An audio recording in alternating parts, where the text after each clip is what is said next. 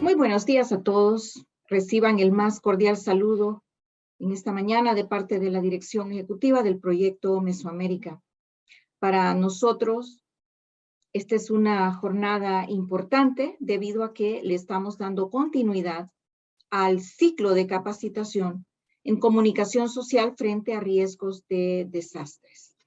En esta mañana, dando continuidad, atenderemos los temas previstos para esta segunda ocasión. Y de igual manera quisiera saludar y reconocer el trabajo y liderazgo de la Presidencia Conjunta Nicaragua-México, así como también la participación de los coordinadores nacionales del Sistema Mesoamericano de Salud Pública, la participación de los ministerios de salud de la región, así como también la presencia, el respaldo de comisionados presidenciales y de oficinas nacionales, así como también reconocer el acompañamiento de la Secretaría Ejecutiva del Comisca y, muy en particular, reconocer la presencia, la participación de los coordinadores de los enlaces del Grupo de Comunicación Estratégica, para quienes en principio fue pensada esta actividad. Pero de igual manera reconocemos la participación y la presencia de los enlaces de gestión integral de riesgos, así como también la participación de nuestros socios del Grupo Técnico Interinstitucional, BID, BESIE, CAF. Y para todos aquellos que nos acompañan por vez primera, es importante mencionar que el ciclo de capacitación dio inicio el pasado 31 de mayo con la participación de la licenciada Tania Escamilla, especialista en comunicaciones de emergencias sanitarias de la OPS-OMS, quien con una enriquecedora ponencia titulada Comunicación de riesgos y participación comunitaria abordó temas esenciales como por ejemplo la importancia de la comunicación de riesgos, su relevancia, los pilares que componen la comunicación de riesgos y los elementos importantes y esenciales para desarrollar un plan de comunicación de riesgos. Quisiera agradecerle al doctor Sotelo por facilitar esa participación, ese apoyo y en especial esa cooperación de parte de la OPS y su división regional, porque ciertamente que estos temas nos ilustraron a todos. Y dando continuidad a estos temas, en esta segunda sesión vamos a contar con ricas experiencias a cargo de la Secretaría de Salud de México, así como del Ministerio de Salud y Protección Social de Colombia. Quiero agradecerle a México y a Colombia por esa disposición para compartir sus experiencias en lo que es la comunicación social en riesgos sanitarios. Y quisiera también reconocer que México, en su condición de presidencia permanente, desde el primer momento, ha apoyado esta capacitación y estas jornadas que están fortaleciendo las capacidades de todos. Pero antes de darle el micrófono y el espacio a México y a Colombia, quisiera invitarles a todos ustedes a que por favor activen sus cámaras para que logremos hacer una toma de fotografía que registre este encuentro. Quisiera entonces pedirle a Ronald, gerente de comunicaciones del Proyecto Mesoamérica, que por favor nos guíe en este ejercicio. Gracias. Por supuesto, doctora Fran. Buenos días a todos y muchísimas gracias por activar sus cámaras. Y a la cuenta de 3 yo haré la captura respectiva para que estemos preparados. Se continúan activando las cámaras. Muchísimas gracias.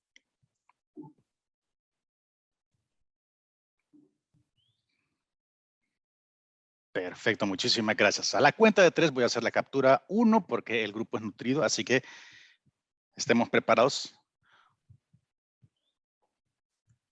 1, 2, Se están activando las cámaras, muchas gracias. 1, 2, 3. Permítanme un segundo, por favor. Tenemos la primera, voy con la segunda, siempre a la cuenta de 3 para que estemos preparados. 1, 2 y 3. Permítanme un segundo, por favor. Listo, muchas gracias, doctora From. Muchas gracias a usted, Ronald. Y vamos entonces a iniciar con las ponencias correspondientes a este día, que ilustran todos esos conceptos y todo lo que Tania nos compartió la ocasión anterior. Bien, tenemos con nosotros esta mañana a la doctora Luz Arlet Saavedra Romero. La doctora Saavedra es directora de estrategias y desarrollo de entornos saludables en la Dirección General de Promoción de la Salud en la Secretaría de Salud de México. Y la doctora Saavedra esta mañana nos va a compartir las buenas prácticas en la instrumentación de los laboratorios de comunicación de riesgos en el país y su importancia en el fortalecimiento de capacidades de análisis para la comunicación de riesgos. Muchas gracias, doctora Saavedra, por compartir esas experiencias de México en esta mañana y le cedo el micrófono a usted. Hola, muy buenos días a todos. Lidia, muchísimas gracias por esta invitación y poder participar con ustedes aquí en el proyecto de investigación y desarrollo de Mesoamérica por parte de este tema tan grande que es las experiencias en relación a comunicación social en estas situaciones de amenazas a la salud, ¿no? En situaciones de riesgos. Entonces, de manera general, pues bueno, gracias por la introducción también. Pues obviamente somos por parte de la Secretaría de Salud del país de México y trabajamos específicamente el tema de comunicación de riesgos. Si puedo compartir mi pantalla para iniciar la presentación. Por favor. Perfecto, muchísimas gracias. Nada más rápidamente espero que se vea. Sí, se puede ver. Perfecto, muchísimas gracias. Pues bueno, esta es una experiencia como todos, si bien se comentó en la introducción, pues todos tuvimos que implementar y realizar acciones para la comunicación de riesgos desde el día cero, ¿no? Para el tema de lo que es la pandemia del COVID-19 y obviamente ya con experiencia previa en anteriores emergencias o amenazas a la salud que se han tenido. Entonces, esto es importante de un aprendizaje que vimos obviamente en el desarrollo del proceso y decidimos continuar en este proceso de este aprendizaje y retomarlo conformando esos laboratorios estatales, o sea, a nivel subnacional, laboratorios estatales de comunicación de riesgos en México. Les comento rápido la introducción de estas enseñanzas y experiencias, pues obviamente la pandemia por COVID-19 nos dejó, como mencionaba, estas múltiples enseñanzas en relación a respuesta a emergencias. Entre ellas, pues bueno, esta importancia de poder comunicar el riesgo en la atención de la emergencia, o sea, en lo que estamos en esta situación primordial, llámese la amenaza a la salud que sea. La participación de las percepciones públicas en la respuesta influye mucho en cuál va a ser nuestra estrategia comunicacional ante la población, dependiendo de cómo esté percibiendo la población este tema. A lo mejor algunos lo comentan también como la escucha social, pero en esta escucha social es ese análisis para identificar qué está percibiendo la población ante esta situación de emergencia, ante las medidas preventivas, ante la estrategia de atención que se está implementando en el país. Entonces es importante tenerla para poder comunicar y poder tener varios frentes atendidos.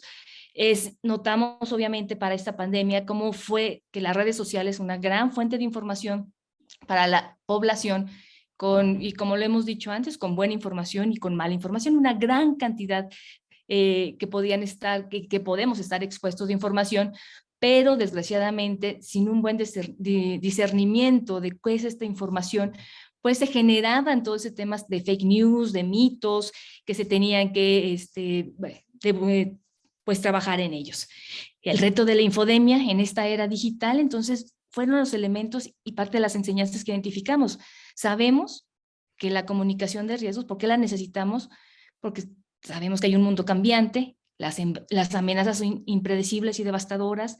Los comportamientos de las personas son determinantes para poder atender estas circunstancias.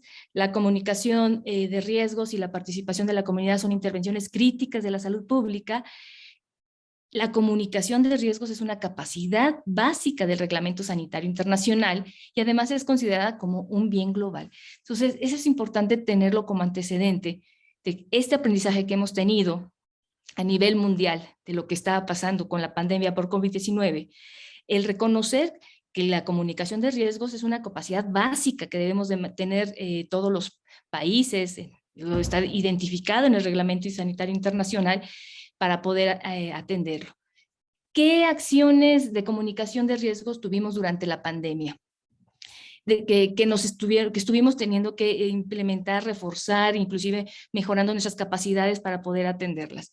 Pues desde la evaluación de las percepciones públicas, con este enfoque que les comentaba, la misma vocería que desde el día 1 empezó todos los días, había una sesión a las 7 de la noche, era televisada y también se pasaba por redes sociales, por parte del vocero oficial en México que en ese momento, que se definió y está el doctor Hugo López-Gatell, subsecretario de Prevención y Promoción de la Salud. Entonces, a las 7 de la noche, todos los días, durante 410 días, se tuvo una transmisión a las 7, de 7 a 8 de la noche, dando información a toda la población de la situación actual de lo que se estaba teniendo en el tema de pandemia y también el tema de las medidas preventivas a realizar. Utilizando, obviamente, comunicación en los medios digitales, apoyamos como parte de las estrategias o las acciones de comunicación, específicamente en los equipos, la búsqueda y análisis de fake news para poder trabajar con ellas mismas. Ustedes han de recordar varias, como el uso del cloro, como lo estuvieron pues diciendo que era parte de un tratamiento, o algunos otros elementos en las vacunas, de que si la vacuna hacía que se pegaran las monedas o elementos metálicos en el lugar de la inyección, o sea, muchos elementos que se tienen que atender para poder estarlo comunicando a la población, necesidades propias de la información que se expresaban, recomendaciones de un semáforo de riesgo epidémico que se generó a partir del 2020, ahorita ya no se tiene como tal, pero bueno, desde 2020 hasta más o menos fue en abril del 2021, es que se tiene ese semáforo donde se nos hablaba de recomendaciones y eran parte de nuestras acciones de comunicar el riesgo, porque decíamos cuánto aforos tenía que haber en los espacios, si había movilidad o no, qué tipo de actividades iban a trabajar, las esenciales o no esenciales, si había uso de cubrebocas, entre otros elementos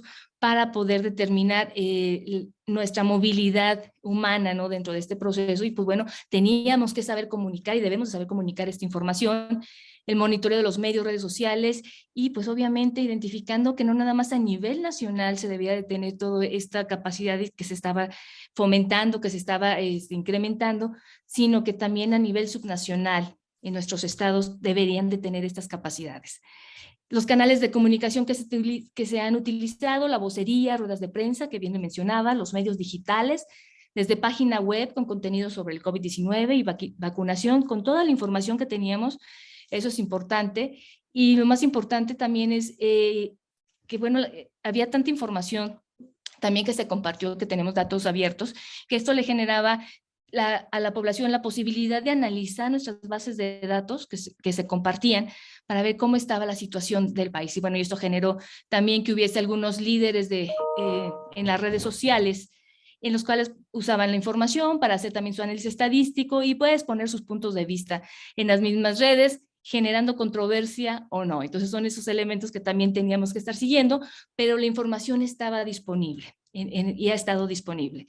2 chatbots también que apoyaron en relación había la primera que era Susana Distancia, que ha sido nuestra pues campaña en comunicación de riesgo insignia, porque pues es Susana Distancia. Susana Distancia sale pues determinando uno de estos comportamientos preventivos que era la sana distancia entre las personas para poder disminuir el riesgo del contagio. Y a partir de esta figura que tuvo un gran impacto en la población a nivel general, pues bueno, se utilizó en diferentes medios, incluyendo el chatbot, donde la gente podía obtener información, al igual que lo que es el Armando Vacuno. Y bueno, esas son generalidades de lo que se está dando en México y de lo que se dio desde el inicio de lo que es la pandemia. Entonces, con toda esta información y con todo este proceso que vimos esta necesidad del fortalecimiento de capacidades de análisis de las percepciones públicas, de esta escucha social en la población, en la comunidad y en las redes sociales. Y asimismo del análisis de la infodemia, es cuando surge esta iniciativa de los laboratorios de comunicación de riesgos, con esta necesidad no nada más de pensar por la pandemia por COVID-19, sino con este enfoque multiamenazas. ¿Pero qué son los laboratorios? Porque no es un espacio o el concepto tradicional que tenemos, por ejemplo, de las escuelas o de los institutos educativos, donde laboratorios, donde haces experimentos, estás con un microscopio y es un grupo con alta tecnologías para poder analizar elementos que se dan propios ahí en un espacio, sino más bien esto está definido y está concebido para que sean equipos multidisciplinarios que trabajen de manera colaborativa para integrar la comunicación de riesgos en la preparación y respuesta ante emergencias sanitarias.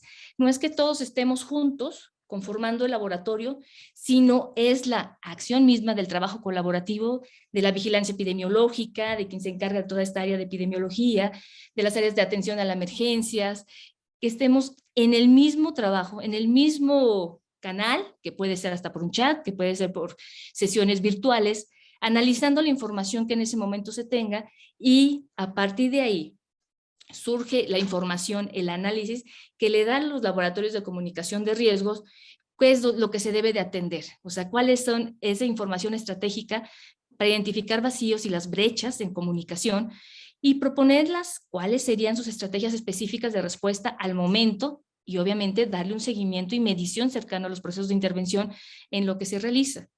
Estos laboratorios decíamos, bueno, ¿qué esperamos entonces de estos laboratorios? O sea, ¿qué es esto? ¿Qué vamos esperando? Pues primero que tenemos que incorporar este enfoque de las percepciones de riesgo en la planificación de la comunicación de riesgos. Tener equipos con destrezas prácticas para una toma de decisiones y orientar a comportamientos con impacto positivo en la salud. O sea, esto es bien interesante. O sea, tenemos que ir fomentando en estos equipos todo este tema de la mejor información para la toma de decisión en comunicación de riesgos. Y teniendo dos elementos importantes, la inteligencia, o sea, obtener información, realizar análisis para toma de decisiones, generar la participación y detonar las respuestas o acciones colectivas. Y dos, la articulación estratégica, o sea, estos nexos que nos permite establecer alianzas colaborativas y el intercambio de experiencias. Para tener así una estrategia de comunicación de riesgos y como decíamos, no solamente para el tema pandemia COVID-19, sino ya la visión es multiamenazas. Cualquier elemento, circunstancias que esté en amenaza a la salud. Entonces es importante hasta terminarlo con esta frase, o sea, trabajando juntos para responder a las emergencias de salud pública. Esto, con esta visión, iniciamos en el 2021, es cuando iniciamos con los laboratorios, trabajando con alrededor de 5 o 6 entidades para conformar, obviamente para trabajar las herramientas, para ver cuáles eran las mejores herramientas para utilizar, el medio de capacitación, cuáles eran las capacidades a las cuales teníamos que estar reforzando, las competencias a las cuales queríamos llegar. Y bueno, identificando que de los elementos o capacidades básicas, primero que tenía que saber es cómo identificar esas amenazas de la salud pública, cómo hacer ese análisis de las poblaciones blanco y análisis de las percepciones públicas. O sea, teniendo esta evaluación y diseño de estrategias de comunicación de riesgos en un contexto multiamenazas en la entidad federativa, o sea, a nivel subnacional. Identificando esos elementos, pues bueno, nos da un diseño en las estrategias de comunicación de riesgos. Pues de manera muy básica identificamos estos elementos. A partir del 2021, con estos estados con los que se estuvo trabajando, pues bueno, vimos cuáles eran los que teníamos que fortalecer más, unos más que otros. Porque eso es importante. Tienen más fortalecidos algunas capacidades por el transcurso de los años que en relación de otras. Entonces, bueno, de manera general, esa es su organización y funcionamiento, principalmente de cómo funcionan. Tenemos el Laboratorio Nacional, que es el que estamos a nivel federal, y los laboratorios estatales a nivel subnacional con los que se están trabajando. Hay productos que realizamos ya desde que se está trabajando el tema de la pandemia, cuando se inicia este aprendizaje, constituimos un área de análisis que se llama sala de crisis o sala de situación para la atención ante la respuesta a la pandemia por COVID-19. de donde saliendo y que estamos encabezando el componente de comunicación de riesgo, se realice comunicación de riesgos de manera eficaz, haciendo análisis de datos y dando recomendaciones específicas en materia de comunicación.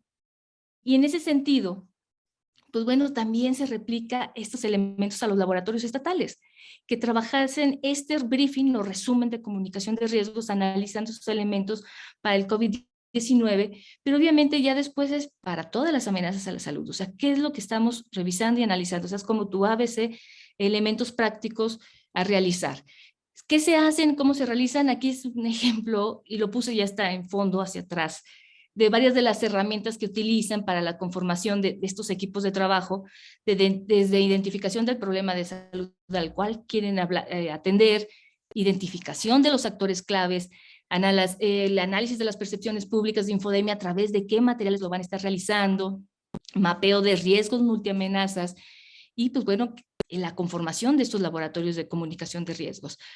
Parte de, no voy a entrar a detalles, parte nada más de mostrarles elementos que utilizamos, que ya se realizan o se construyen. Por ejemplo, en la parte inferior del lado derecho está dos gráficas que se sacan de WHO Infodemic, esto lo sacamos a partir de la Organización Mundial de la Salud, que ellos sacan todos los días las tendencias que hay en las redes en relación a categorías, temas, muy específicamente del COVID-19, y bueno, de ahí vamos sacando información para analizar cuáles también son lo que se está visualizando a nivel mundial, pero también lo podemos bajar para nivel México.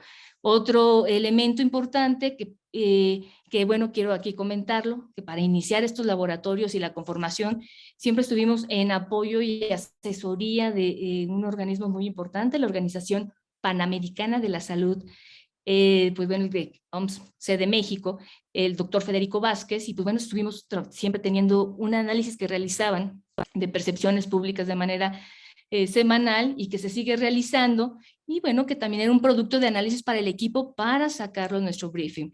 Además de eso está en el lado derecho, en la parte superior. Del lado izquierdo de este panorama COVID, donde dice monitoreo de percepciones, también ya era el análisis de la información, de toda la información que veíamos en el día a día de las noticias, identificando si era un tema de amplificación, atenuación, estaba subiendo o bajando el volumen en las redes, en los medios, si había un uso político y qué percepción pública o de riesgos se identificaban. Entonces, de manera general, parte de nuestros elementos para poder analizar las percepciones públicas de los que utilizamos, y dentro de ya de todo este análisis y de desarrollo de herramientas, pues bueno, obviamente se rescatan herramientas que ya se han tenido desde antes. Contamos apoyo, como mencionaba, de la OPS, también de una asesora, la maestra Vilma Gutiérrez, experta también en comunicación de riesgos, y bueno, y con el aprendizaje tenido durante el 2021, sacamos la guía básica para desarrollar estrategias de comunicación de riesgos multiamenazas, una metodología paso a paso para los laboratorios estatales de comunicación de riesgos. De manera general, solo es poner lo que es el contenido, lo que tiene sus 8 pasos, desde la parte del desarrollo del diagnóstico comunicacional, la justificación, los objetivos, población meta, cómo se desarrollan los mensajes comunicacionales, la gestión, su implementación en los laboratorios de comunicación de riesgos, sus planes y su seguimiento y evaluación. Que eso es muy importante para saber qué es lo que estamos trabajando.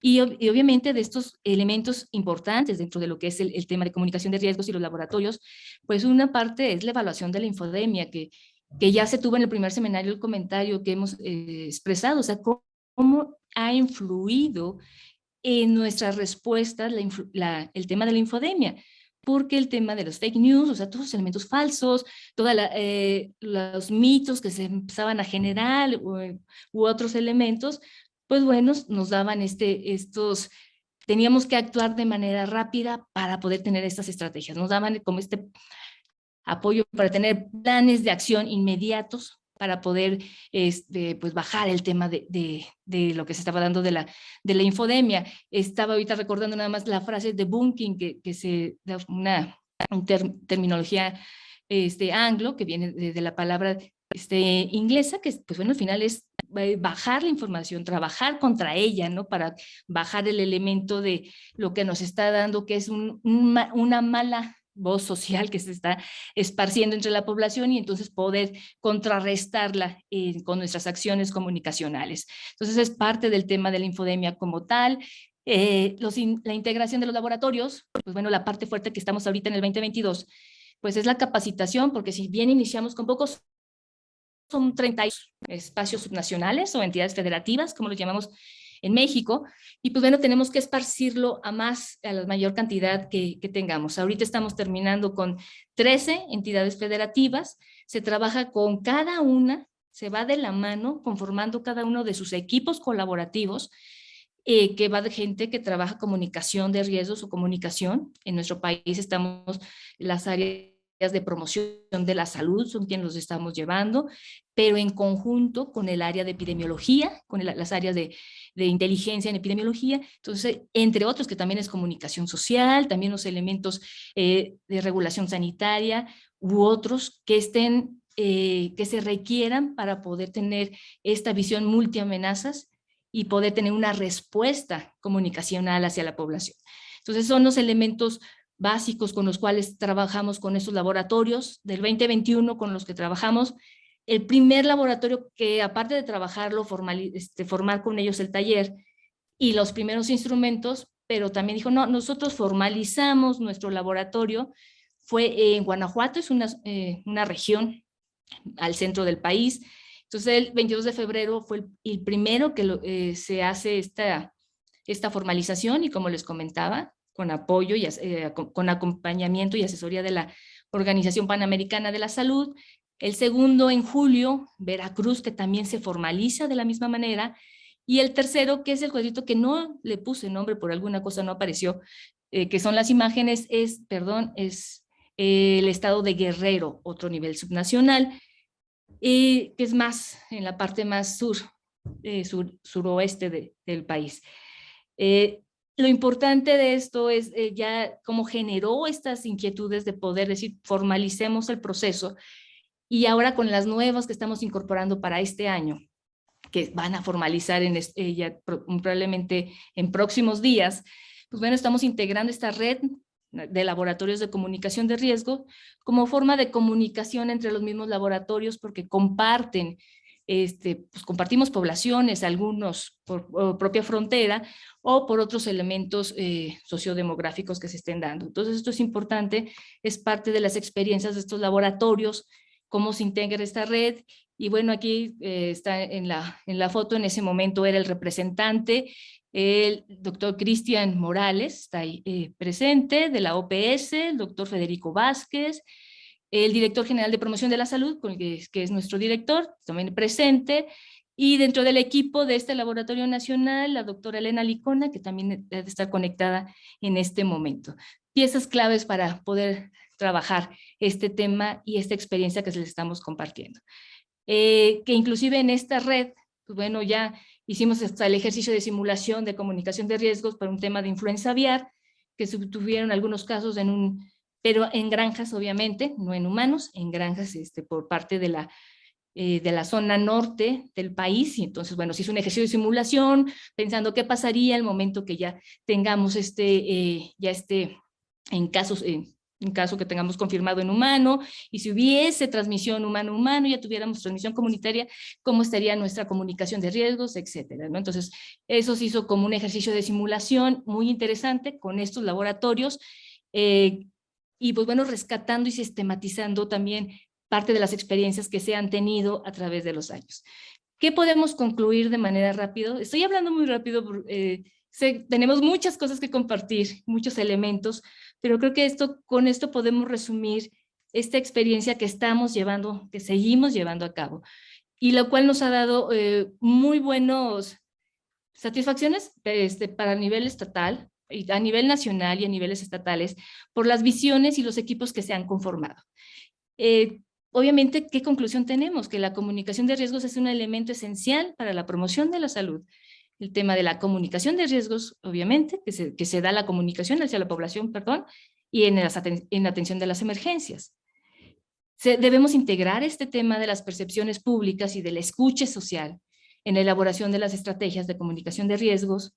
Y durante esta era digital, la infodemia y desinformación participan en la percepción de riesgos y en la adopción de las conductas preventivas. O sea, pueden influir tanto que la gente deje de realizar una conducta preventiva por lo que leyó en un WhatsApp, porque leyó en Facebook, en Twitter, en Instagram, y pueden dejar de utilizarlo por ese tipo de mala información que se empieza a generar. Entonces, un elemento importante es el trabajo ahora de la infodemia.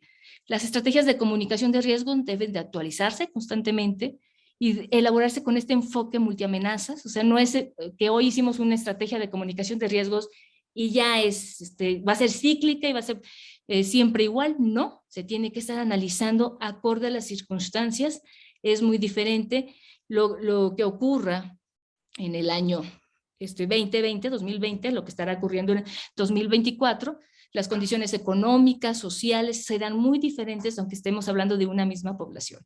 Entonces, por eso es importante que tengamos esta visión de estarse actualizando constantemente, esta visión, pues bueno, ya más transformativa, ¿no? En el que no es fija, sino que tiene que ser continua y en una continua evolución. Y esta elaboración con enfoque multiamenazas que permite abordaje a distintos riesgos a la salud en la población. No solamente quedarnos con un tema o el tema de moda que le podrían decir, no, sino todos los temas que estemos identificando que son amenazas a la salud y por el riesgo de la infodemia que está implicando a nivel infodemia tener que poner medidas o estrategias de comunicación para bajar esos mitos, bajar esa mala información y que escuchen el posicionamiento oficial, obviamente con información verificada, sustentada científicamente, que es lo que nos ha dado fuerza y apoyo en lo que hemos estado realizando. Estos son quienes hemos estado involucrados, obviamente, en la Dirección General de Promoción de la Salud, donde surge todo esto de los laboratorios de comunicación de riesgos, y pues que seguimos en el trabajo y con mucho gusto de compartir nuestra experiencia y que estamos en un continuo desarrollo que no solamente se inicia en un momento y ahí queda, sino este continuo va y hasta que implementemos, obviamente, todo el país, que eso esperemos terminarlo en el siguiente año estar acabando con todos, en el sentido de, o sea, acabar teniendo todos los laboratorios, pero sí teniendo este apoyo y esta información desde a niveles más subnacionales para poder mejorar sus capacidades para lo que es la comunicación de riesgos. Pues bueno, esto sería cuanto por compartir en relación a la experiencia de México en relación a los laboratorios de comunicación de riesgos. Doctora Saavedra, muchísimas gracias. Ha sido una experiencia muy enriquecedora. Ciertamente que la pandemia obligó a mucha innovación y los laboratorios para la comunicación de riesgos son un ejemplo en el caso de México y estoy segura que cada país también tiene sus propios ejemplos. Muy bien. Vamos a pedirles que por favor hagan uso de la herramienta del chat para escribir sus preguntas a la doctora Saavedra. Al final tendremos unos 10 minutos para que tanto la doctora Saavedra como también para que la doctora Gallego puedan atender las consultas o preguntas o comentarios. Muy bien, perfecto. Continuamos entonces con la segunda ponencia que complementa esa excelente participación de la doctora Saavedra. Y tenemos esta mañana a la doctora Jenny Fernanda Socarras, junto a la doctora María Camila Gallego, del Ministerio de Salud y Protección Social de Colombia, con el tema Importancia del fortalecimiento de la vigilancia epidemiológica para la atención de la pandemia. Entonces, estamos ante ejemplos sobre cómo Colombia y México afrontaron los desafíos y las urgencias para una comunicación fidedigna en el marco de la pandemia, pero hoy por hoy sabemos que es importante contar con estrategias de comunicación que puedan hacerle frente también a epidemias, a amenazas, a riesgos, a emergencias. Entonces, continuamos con Colombia. Adelante, por favor, Ministerio de Salud y Protección Social de Colombia. El micrófono es de ustedes. Buenos días para todos, muchísimas gracias. Entonces, bueno, nos encontramos mi compañera Fernanda Socarrás. y María Camila Gallego desde el Ministerio de Salud, específicamente desde la Dirección de Epidemiología y Demografía. Entonces, me voy a permitir compartir pantalla.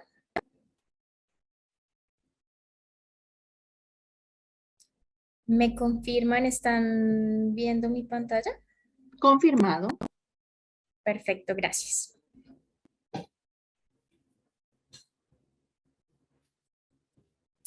Entonces, bueno, nosotros vamos a hablar de la importancia del fortalecimiento de la vigilancia epidemiológica para la atención de la pandemia. Entonces, primero vamos a dar unos antecedentes normativos que tuvimos aquí en Colombia, las medidas de respuesta y el impacto que tuvieron estas medidas durante la pandemia. Entonces, en cuanto a los antecedentes, esto es una línea de tiempo de los antecedentes normativos que tuvimos. Lo primero fue el decreto 417 en marzo de 2020, cuando se declaró el estado de emergencia económica, social y ecológica. El decreto 538 de 2020 para crear un impuesto solidario por María COVID-19 Camila, y que... con interrumpir, pero el tema de la presentación estaría como cargando. No se logra ver las siguientes láminas, sino que nos hemos quedado en la primera y como que estuviera cargando. No sé si podemos dejar de compartir y volver a compartir nuevamente, por Claro favor. que sí. Muy Sí, amable, disculpe. gracias. Entonces voy a volver a compartir.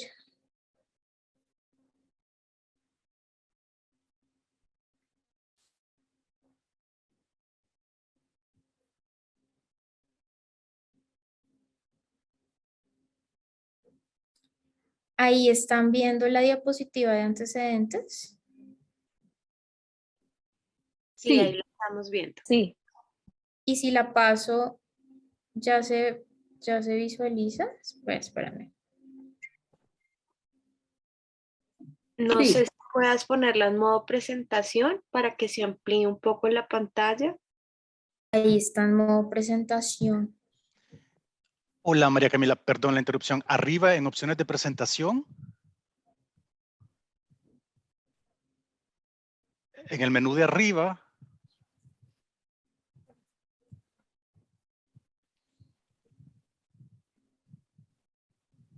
En opciones de presentación puede poner la pantalla para que podamos ver la diapositiva a full screen. Disculpen, deberá cerrar. Espera un momento. Sí. Pongámosla acá en presentación.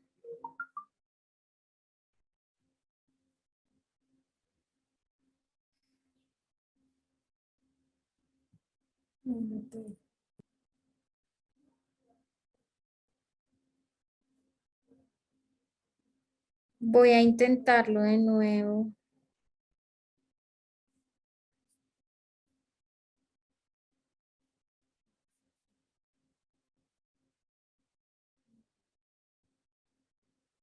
¿Sí? Ahora sí. Sí, ahora sí. Ok. ¿Y ahora cómo lo paso?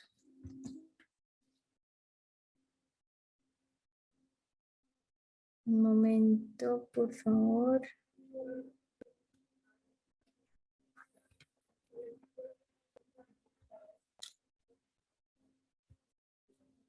Listo, ahora sí. Perfecto. Entonces, bueno, les decía que esta primera diapositiva resume un poco esa línea de tiempo que tuvimos de antecedentes normativos en Colombia. Entonces primero pues iniciamos con el decreto 417 por el cual se declaró el estado de emergencia económica, social y ecológica. Y bueno, las resoluciones que siguieron después en 2020, 2021, la última, la 666 de 2022, que es la declaración y ampliación de la emergencia sanitaria. Entonces se han dado, digamos que estas ampliaciones en diferentes periodos, 2020, 2021 y 2022. Esta circular 025 de 2020, que fueron las instrucciones para formular acciones colectivas y procesos de gestión en la salud pública. Y la resolución 676 y 992, que fue la que estableció el sistema de información para el reporte y seguimiento en salud, que fue pues muy importante para nosotros en la pandemia, que se llamó SECOVID-19. Y allí, pues entonces todos los actores del Sistema General de Seguridad Social en Salud, las EPS y las entidades territoriales, pues podrían notificar todos, digamos, como todo el seguimiento a los casos y a los contactos de los casos confirmados por COVID-19. El decreto 1374 de octubre del 2020, por el cual se optimizó nuestro programa de pruebas, rastreo y aislamiento selectivo sostenible que llamamos PRAS. Y las resoluciones 777 y la última que la modificó, que fue la 692, que fueron pues todos los protocolos de bioseguridad que se emitieron, que más adelante les vamos a dar pues el número exacto.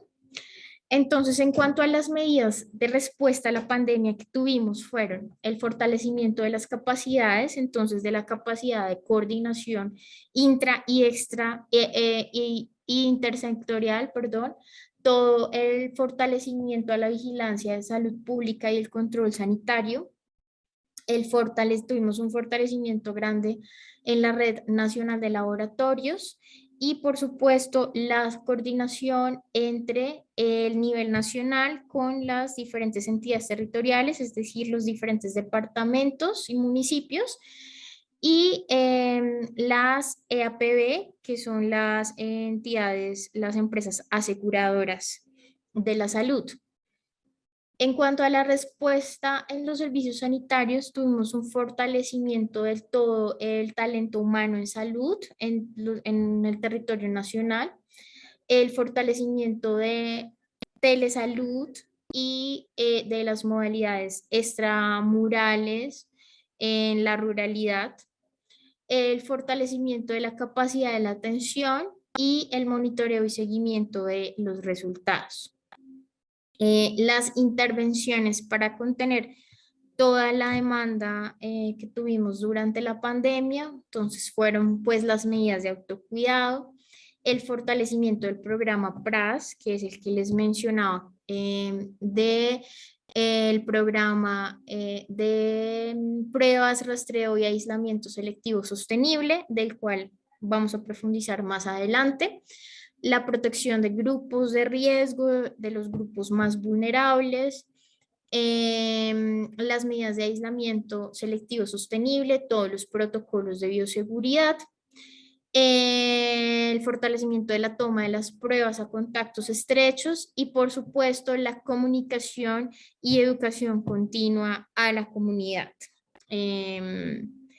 Por las diferentes páginas del Ministerio y del Instituto Nacional de Salud. La ejecución del Plan Nacional de Vacunación, que por supuesto fue muy importante para reducir la mortalidad por COVID-19, reducir la incidencia de los casos graves, proteger a los profesionales de la salud y a las personas más vulnerables y reducir el contagio de COVID-19. En cuanto a rectoría y gobernanza, pues digamos que contarles que se logró una afiliación transaccional a personas positivas de COVID-19 sin aseguramiento, es decir, pues a todas las personas migrantes que se encontraban en este momento, digamos que migrantes irregulares o sin permiso de permanencia en Colombia, se lograron pues afiliar al Sistema General de Seguridad Social en Salud, en total 738.349 migrantes. se dio todo un liderazgo en el manejo de la pandemia en el nivel nacional, en la vigilancia en salud pública, la articulación intersectorial y articulación pues con otros sectores, con otros ministerios y demás.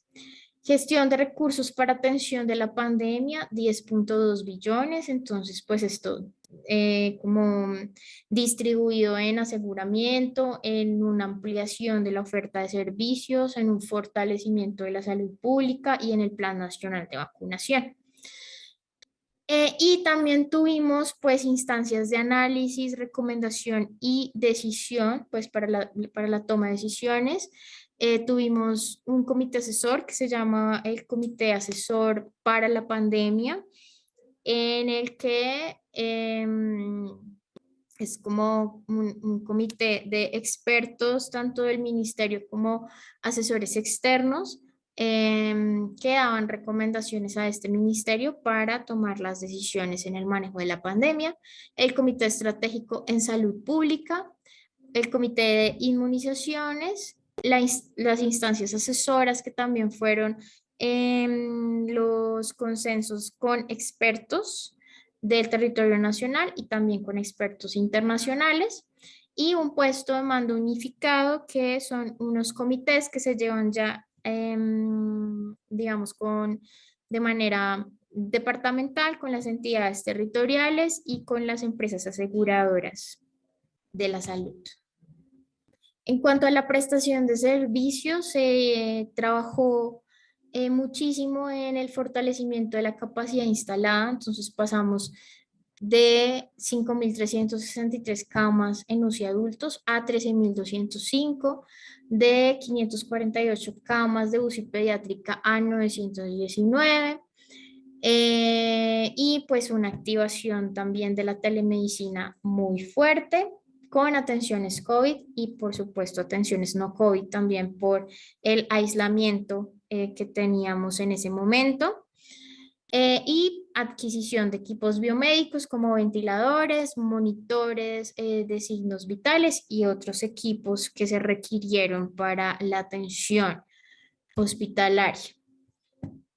Se realizó una capacitación permanente virtual y gratuita a pues todos los profesionales de la salud.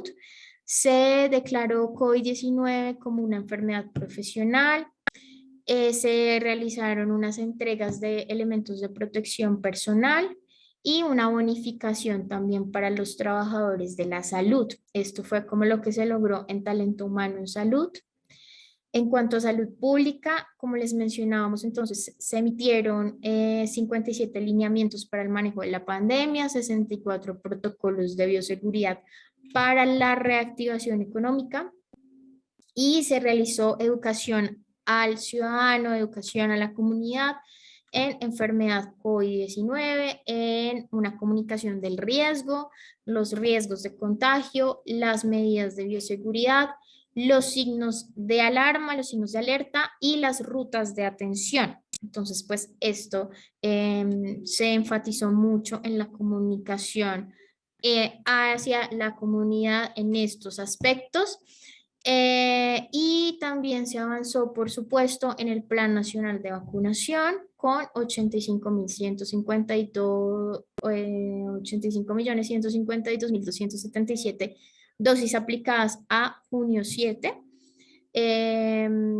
con más del 70% de la cobertura de la población en segundas dosis y con un avance en tercera y cuarta dosis también.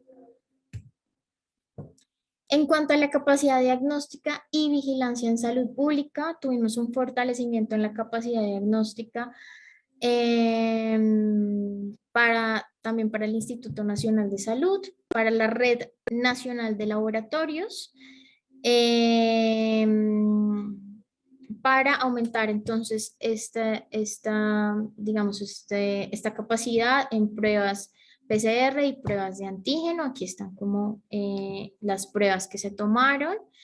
y se realizó una transferencia a 7 laboratorios de salud pública priorizados y a 37 entidades territoriales de salud de orden departamental y distrital. También vale la pena mencionar que entonces tenemos esta página del Instituto Nacional de Salud en la que además hace vigilancia genómica, en la que tenemos todos los datos públicos, todas las bases de datos públicas. Se pueden descargar estas bases de datos de los casos, los fallecidos, la vigilancia genómica, todo el reporte y también todo el reporte en poblaciones especiales. En cuanto a la capacidad, esto también es vigilancia genómica, entonces se lograron identificar, aquí nos quedó mal este dato, son 181 linajes los que se han identificado y también muy importante mencionar que desde el Instituto Nacional de Salud se caracterizó la variante de interés mundial que tuvimos, la MIU, que ese se caracterizó pues desde Colombia, desde el INS. También se realizaron unos estudios de cero prevalencia con participación de 11 ciudades para una prevalencia global sin ajustar proyectada del 76.2%. Como les mencionaba anteriormente, toda esta información de la vigilancia genómica la está publicando y la está actualizando semanalmente el Instituto Nacional de Salud en su página y pues es información pública.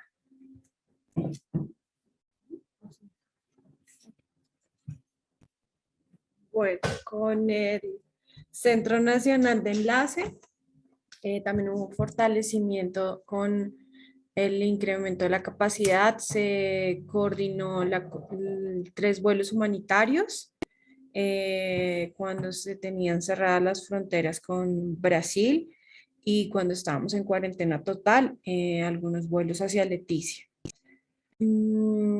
También ellos pues participaron en la elaboración de actos administrativos para la entrada o salida de pasajeros internacionales cuando también se generaban algún cierre de fronteras por alguna alerta internacional. Y frente a la vigilancia en salud pública, desde el Ministerio de Salud se formuló el programa de pruebas, rastreo y aislamiento selectivo y sostenible, PRAS. Este programa fue alterno a la vigilancia rutinaria del país. Es un programa descentralizado donde interactuaban diferentes instituciones como el Instituto Nacional de Salud, la ADRES, que es el Fondo Económico de Salud Pública en el país, la Unidad Nacional de Gestión del Riesgo, las entidades de aseguramiento en salud y los departamentos o distritos del país. Ellos en específico para población no afiliada al Sistema de Seguridad Social en Salud. Este programa surge para la apertura del sector económico del país después de la cuarentena que estuvimos desde el mes de marzo casi hasta inicios de agosto.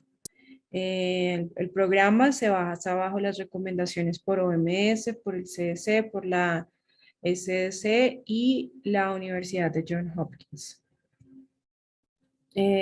Frente a todo el tema de comunicación, el Ministerio de Salud, adicional al que les mostró anteriormente nuestra compañera con la página del Instituto Nacional de Salud, siempre generaba a diario el informe de casos confirmados en el país y su distribución geográfica.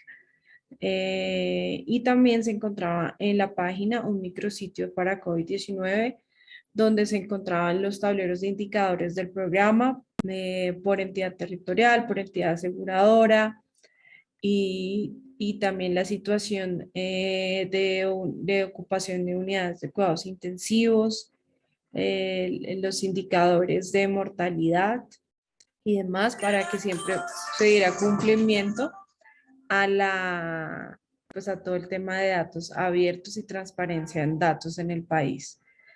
Siempre desde el Ministerio de Salud fue como la fuente de información y el comunicador principal en todo el país ante noticieros, prensa escrita o de radio. Para el programa PRAS, en convenio con la Unidad Nacional de Gestión del Riesgo, se creó un call center llamado Centro de Contacto Nacional de Rastreo para la comunicación telefónica con casos sospechosos confirmados y viajeros, con la finalidad pues de tener un aislamiento selectivo oportuno para reducir la transmisión del virus. Adicional, se contrató un recurso humano de rastreo presencial en las entidades territoriales, dado que la capacidad de ellas se vieron desbordadas con el número de casos, sobre todo en los picos que tuvimos. Entonces, estos rastreadores estuvieron en todas las entidades territoriales. Fueron 2015 entre profesionales y técnicos para el rastreo de contactos presencialmente. Y pues con el call center era todo telefónico. Para el aislamiento selectivo y sostenible por el régimen contributivo, es decir, por las personas que pertenecen al sistema de seguridad social mediante la contratación laboral, tenían un permiso remunerado, ya sea de la empresa o una incapacidad médica, o con el Ministerio de Trabajo se realizó diferentes normatividad para que se dejara el teletrabajo o trabajo en casa formalizado para evitar riesgos que no se cumplieran el aislamiento. Para el régimen subsidiado, que son personas que no tienen capacidad de pago y no tienen una vinculación laboral, se realizó una compensación económica para que mantuvieran su aislamiento. Esta compensación económica era de 7 días de salario mínimo legal vigente en el país y se le daba uno por familia al que estuviera en ese momento como caso positivo. El programa PRAS, pues como les dije, es bastante amplio y descentralizado. Los casos entraban como cualquier persona que se tomara algún tipo de prueba para COVID-19, ya fuera PCR o de antígenos, entraba al Instituto Nacional de Salud, a una base que es SISmuestras o al Sistema de Vigilancia en Salud Pública. Estas bases entran al sistema propio de información del programa PRAS y son enviadas al Centro de Contacto Nacional de Rastreo. Ellos, con una comunicación adecuada y asertiva, contactaban a todos los casos o personas o casos sospechosos y iniciaban el rastreo de contactos. Este rastreo de contactos era enviado a las entidades de aseguramiento o a las entidades territoriales para la gestión adecuada de la toma de prueba. Todo esto también encaminado a una adecuada comunicación para que la persona comprendiera la situación y aceptara una toma de prueba y iniciara un aislamiento preventivo. Adicionalmente a todo lo de vacunación contra COVID-19, también desde el grupo de vigilancia, hace más de un año ya llevamos 13 boletines mensuales de los eventos adversos posteriores a la vacunación contra COVID-19, también con una comunicación asertiva y muy, ¿cómo lo diríamos? Muy fácil de entender para todo este tema, para que no fuera como un proceso de que nos retrocediera la vacunación o generara algún temor en la población. Se inició los reportes de este boletín, donde encontramos tasas de EAPB por tipo de vacuna, por sexo, por edad, y lo que hemos encontrado, lo que nos ha servido este boletín y mostrar los eventos adversos que se están presentando en el país por COVID-19, al contrario, ha sido un respaldo para el Ministerio de Salud y para el programa de vacunación, porque se ha demostrado que pues todas las vacunas son de una manera, son las que están en Colombia, pues no generan un evento de importancia que interrumpa el proceso de vacunación. Este boletín también está publicado, se publica mensualmente en la página del ministerio y en las redes sociales también del Ministerio de Salud, y es realizado también como un acuerdo con el INVIMA y con el Instituto Nacional de Salud. El impacto de todas estas acciones en salud pública generó en el país, por decir, el tema de fortalecer toda la vacunación, que en el 2021 se evitara al menos la muerte de 22.000 colombianos por COVID-19, que esto es un gran aporte a la salud pública.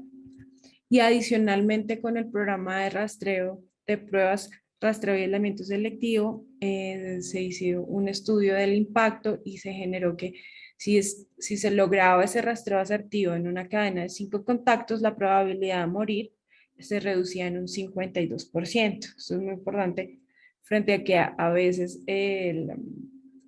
dar datos es difícil en la población, pero con todo el manejo de una comunicación asertiva con el CCNR, con el call center, que se logró incrementar este rastreo y generar este impacto en la mortalidad por COVID-19.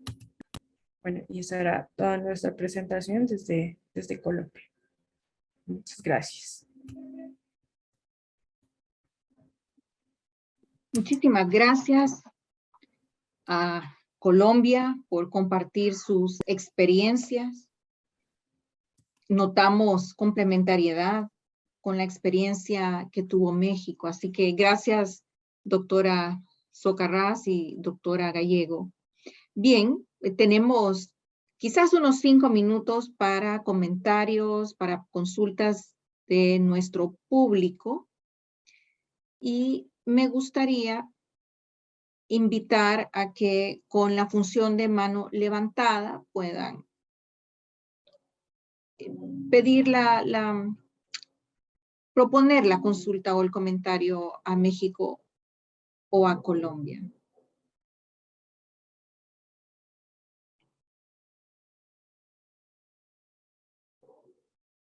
Veamos.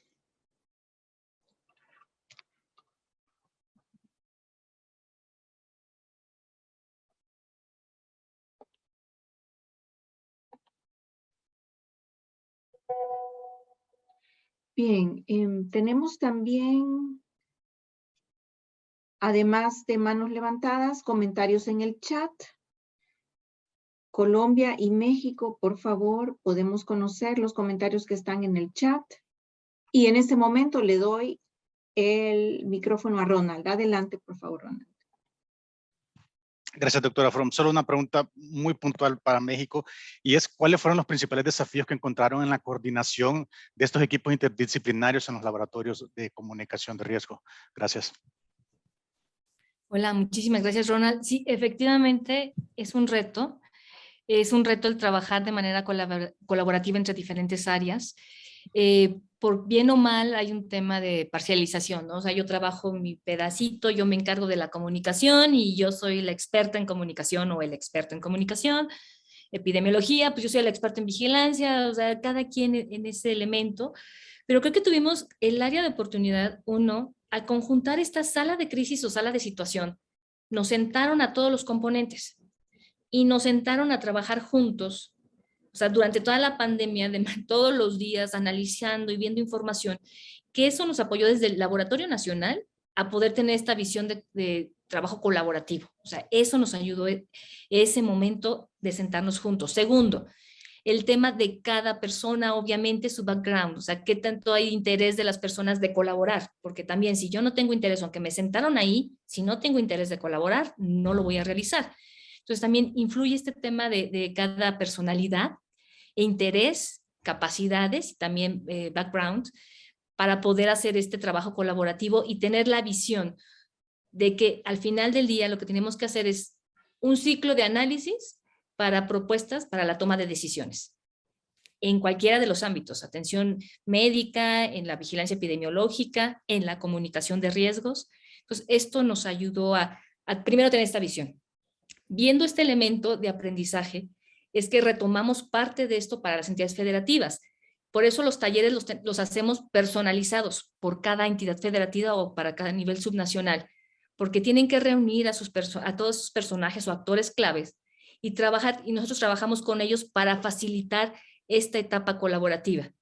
Porque si bien es a veces complicado, la inercia del trabajo o lo que se haya, cómo se ha manejado, se han realizado las cosas, lo pone complejo, pero el hacerlo de manera muy personalizado, nos vamos todo el taller solamente con un nivel subnacional, por así ponerlo en el ejemplo, nos vamos con Coahuila, es un estado que está al norte del país de México. Entonces, bueno, Coahuila, con la área de vigilancia epidemiológica, de sus unidades de inteligencias también epidemiológica, COFEPRIS, promoción de la salud, comunicación social, porque son diferentes áreas. Sentémonos a trabajar primero a ver lo que es esto y a través de esto y en un trabajo en equipo, porque es lo que tienen que presentar como trabajo en equipo, resultados para terminar un taller. Y es como inicia este proceso y darles esos incentivos del trabajo colaborativo. Es un reto para mantenerlo, eso lo tenemos constante y por eso es que realizamos la red de laboratorios para tratar de mantenerlos en esta visión colaborativa. Muchas gracias, doctora Saavedra. Definitivamente que se han podido sortear muchos retos. Muy bien, tenemos unas consultas en el chat. Tenemos una del departamento de León y está dirigida a la doctora Saavedra. Por favor, doctora Saavedra. Sí, muchas gracias. Muchas gracias, Carmen de la Cruz Salgado, que hace la pregunta, que tiene problemas con el tema de dengue. ¿Qué nos sugiere en materia de estrategias de comunicación de riesgos?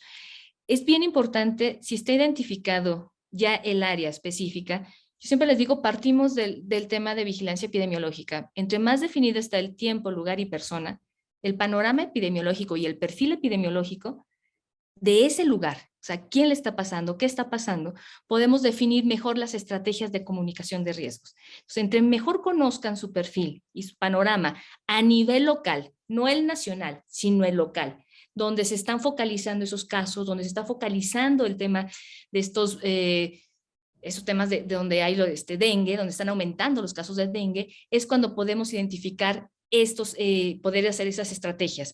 Si yo identifico quién es el tipo de persona que más está afectada, yo puedo saber qué tipo o canal de comunicación voy a utilizar, qué tipo de información voy a realizar con ellos y cómo hacer que les llegue, ¿no? Que es el canal de comunicación. Entonces, yo creo que lo más relevante para trabajarlo es esta parte del trabajo comunitario, sí, la focalización y regionalización, o sea, trabajar con ellos e identificarlo más y tener esta parte colaborativa con su área de epidemiología. Es increíble toda la información que tienen, los datos que tienen, y cuando estamos trabajando comunicación de riesgos, todo nos sirve para saber y poder tener una buena estrategia de comunicación de riesgo dirigida a esa población.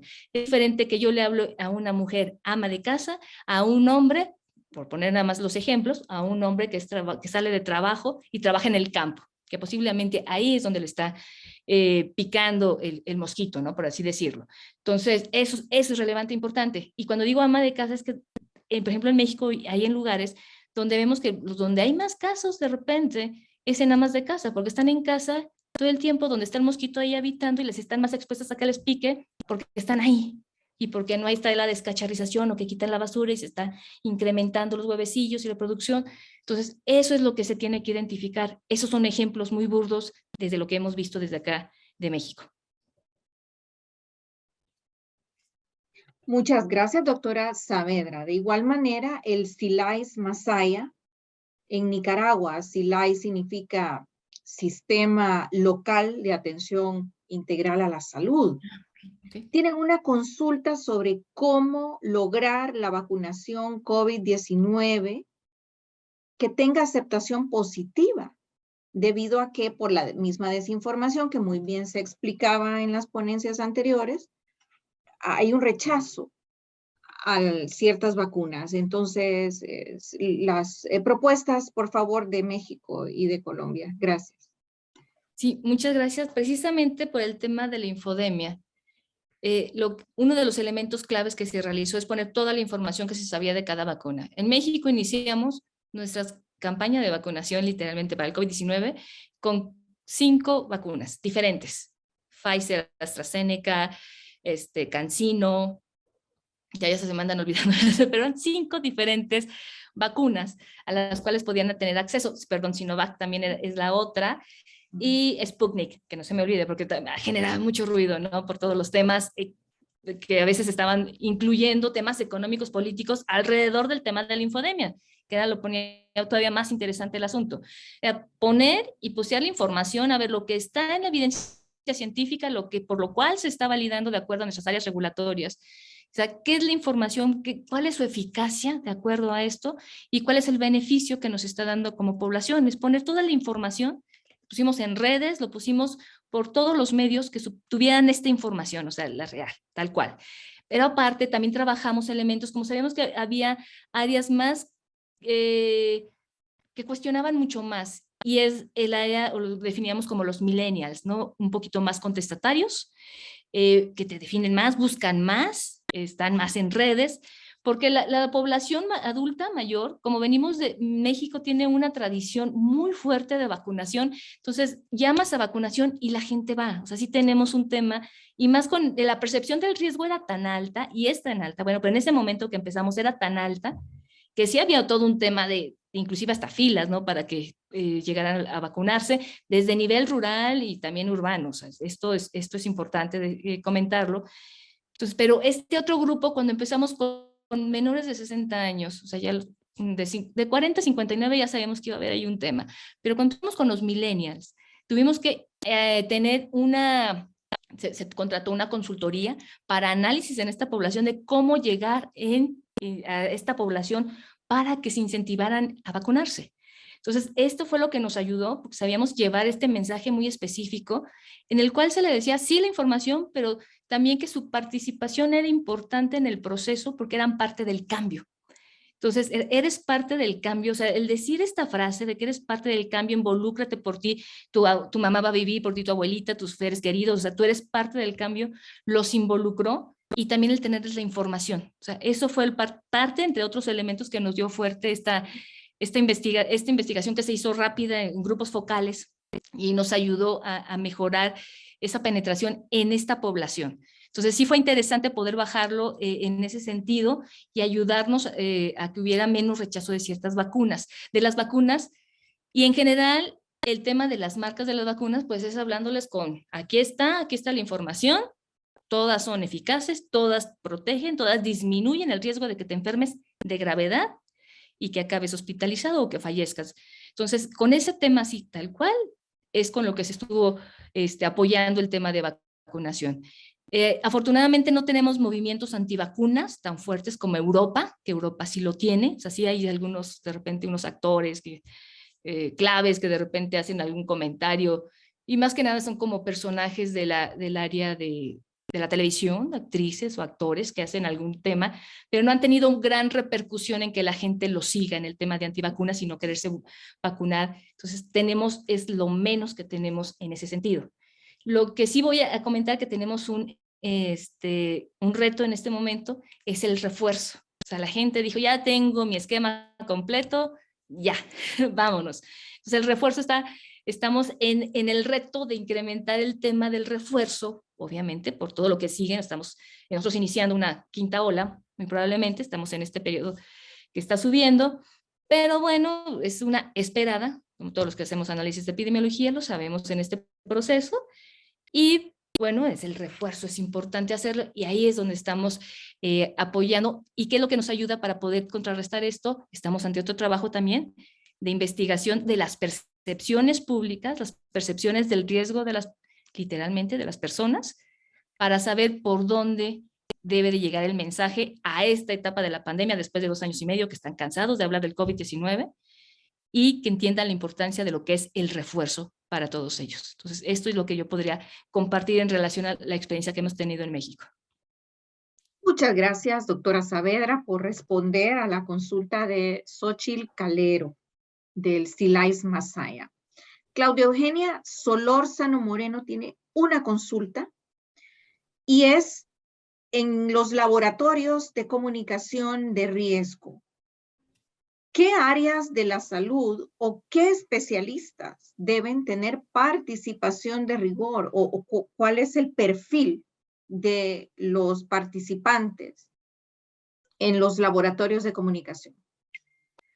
Perfecto, sí, muchísimas gracias, Claudia Solórzano, por tu pregunta, bien importante, porque si bien, bueno, soy médico, doctora y salubrista en temas de epidemiología y salud pública, ¿no? Entonces, nuestro enfoque es muy en este ámbito de la epidemiología y de la salud pública. El equipo de trabajo tiene que ser multidisciplinario para el tema de comunicación de riesgos. O sea, no tenemos que ser solamente el área técnica del tema de epidemiología, sino también en el equipo nacional que está conmigo. Tenemos comunicólogos, mercadólogos, o sea, diseñadores, tenemos sociólogos, o sea, personal con diferentes perfiles que nos ayuden a ver toda esta visión, o sea, porque no es una visión nada más de un área, o sea, no puede ser un mercadólogo viendo todo o un comunicólogo viéndolo todo, sino tenemos que trabajarlo de manera conjunta y con este enfoque multidisciplinario. Y aparte, para las áreas involucradas dentro de la respuesta del análisis, porque eso es lo bonito, el análisis de inteligencia para saber cuál es el riesgo que estamos enfrentando, pues ahí se involucra obviamente el área de epidemiología, quien esté llevando esos análisis epidemiológicos, el área de emergencias en salud, si estamos teniendo esta visión de amenazas en salud. Nosotros tenemos un área que se llama COFEPRIS, que es de regulación sanitaria, donde ya son otros elementos que configuran dependiendo de cómo esté su Secretaría de Salud o su Ministerio de Salud configurado, buscas los actores claves que debes de tener ahí trabajando de la mano. Inclusive, hay algunos laboratorios estatales que han metido gente que trabaja temas de salud sexual y reproductiva, enfermedades de la infancia, la adolescencia, de salud mental y adicciones. O sea, y lo pone muy interesante porque recordemos que es un enfoque multiamenazas. No nada más es infeccioso. No solamente es el tema, tenemos las no transmisibles que también son amenazas a la salud, tenemos los riesgos meteorológicos, tenemos más amenazas a la salud que identificar y esto lo hace más enriquecedor. Entonces, estos son los perfiles primero de los trabajos directos de lo que el área, el componente de comunicación de riesgo debe de tener, perfiles multidisciplinarios, pero también este trabajo colaborativo de análisis de inteligencia en salud que se debe realizar con las otras áreas que llevamos seguimiento y vigilancia de estos elementos. Muchas gracias, doctora Saavedra. Traslado el micrófono a Colombia para que también pueda reaccionar a estas consultas. Adelante, por favor. Gracias. Bueno, frente a todo el tema de comunicación asertiva, si se puede llamar, para incrementar la vacunación en el país, pues partimos también como algo similitud con México, que el programa ampliado de inmunización pues lleva ya posesionado muchos años, donde hay una gran confianza en la vacunación, donde también los grupos antivacunas son muy pocos, entonces eso no se veía tan afectado como en otros países. Adicionalmente a esto, desde el ministerio se hizo un documento de análisis de riesgo en vacunación, con el cual se convocaba a todos los noticieros, prensa y demás, para darles como cuál es la ruta que se debía hacer ante la llegada de una noticia falsa, ante la llegada de pronto de una noticia de algún daño causado en salud por el tipo de vacuna, para que no saliera primero la noticia, sino que primero se buscara aquí en el ministerio una respuesta oficial ante cualquiera. Entonces no sufrimos tanto de noticias falsas por ese sentido. También como estrategia de comunicación para que la población tuviera mayor seguridad e incrementar las coberturas de vacunación, desde la Dirección de Epidemiología se hizo un estudio y se llama Corte Esperanza, que está publicado en la revista Lancet, donde lo pueden ubicar, donde se hizo pues, la efectividad de las vacunas en el país, donde fue el dato que les dije de la reducción de mortalidad gracias a ellas. Y se trabaja, además de sacar una publicación científica, desde el ministerio se trabajó cómo hacer esa comunicación adecuada para población que no tiene el conocimiento científico para demostrarles que las vacunas salvan vidas. Entonces, eso también fue importante y no mostrarles con datos internacionales, sino mostrarles lo que estaba pasando en el país gracias a la vacunación. Y también con todo lo de los eventos adversos, siempre se manejan todos los eventos adversos desde el ministerio y la comunicación ha sido asertiva porque pues, se ha mostrado que el número de eventos adversos por las vacunas que se aplican en el país pues es muy bajo y que en su mayoría son eventos leves que no necesitan una atención o médica y que se autorresuelven. Entonces, esto ha generado pues el fortalecimiento de la vacunación.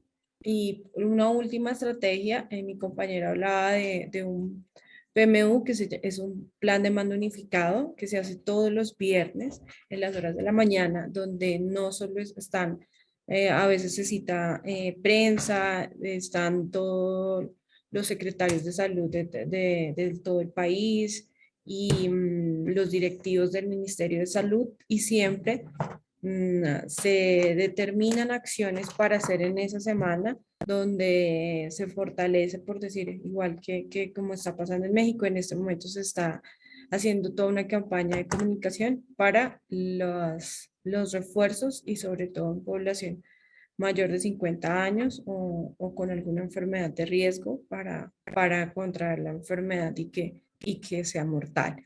Entonces esas son como las acciones que se han hecho desde el país.